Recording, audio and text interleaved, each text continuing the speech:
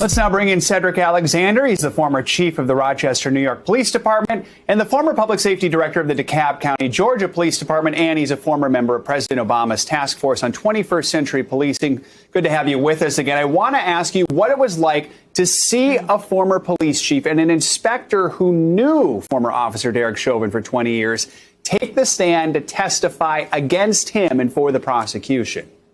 Well, good morning, Joe and Savannah. But let me start by saying you had two distinguished officers on yesterday who really presented some real damaging testimony on behalf of the prosecution.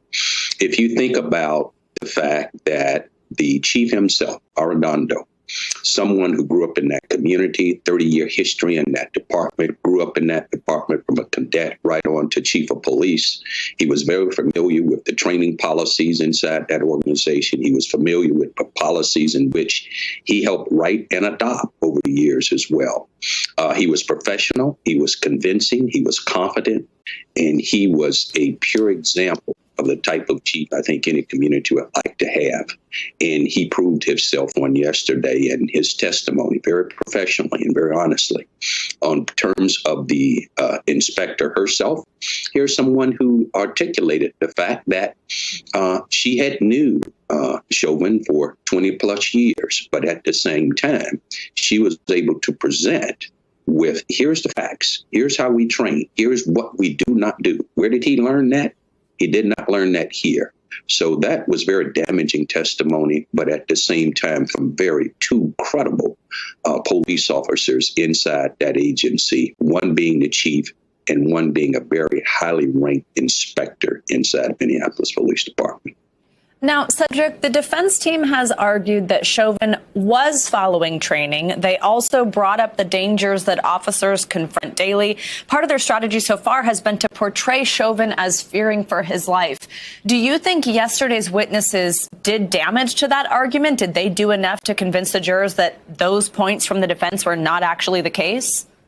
Well, I think it's pretty clear. If you look at the video, which we all have seen hundreds of times, there was at no point from what I have seen and from my 40 plus years experience where those officers were ever in danger. They got Floyd handcuffed. They got him to the ground. They held him down. They attempted to state that the crowd was hostile. There's nothing hostile about that crowd. They were mere passerbys who saw something that was very unusual, and it did not appeal to them as being right. And they had a voice as bystanders on the corner. But at no time did we ever see that they attempted to attack or do any harm to those officers other than, hey, let him breathe. Now, Chief Arradondo also made the point that his job is to make sure it's not just his officers who go home safe at the end of the day. Let's take a listen to what he said. It is my firm belief that the one singular incident we will be judged forever on will be our use of force. And so while it is absolutely imperative that our officers go home at the end of their shift, we want to make sure and ensure that our community members go home too. And so sanctity of life is absolutely vital, that is the pillar for our use of force. Now, I grew up in Minnesota. I've worked in Minneapolis, so I've seen firsthand there is a long tension between police and the public there. It has only gotten worse in the last decade or so. To hear a police chief say something like that, can it make a difference when it comes to the relationship between the police department and the community? Well, one thing that's very important, and I've been doing this a long time, even since my retirement, is that in order to have a safe community, you have to have police and community working together. And the most important thing is the sanctity of life. Certainly, we want our police officers to go home every night. Absolutely, we do. But we also want them to understand the power that comes with the positions that they have. And if they have to take a life, it has to be justifiable. And we want community members to also be supportive of police and to be able to help them to be able to keep their community safe. So it's a partnership in which we want both entities to be safe. We want them to go home, but we want them to work together. But there's still a lot of work to do in Minneapolis and many other cities across this country as well. Cedric, I wonder if we can drill down on that a little bit, and if you could call on your experience as, at one point, a chief of police at one department, a public safety director at another. I know you've done a lot of work yourself on setting training guidelines around use of force and de-escalation. What are your biggest recommendations? Well, one of the biggest things that I think is hugely important is that we have not to have just programs between police and community. We really have to have a genuine relationship that involves police and community interactions every day.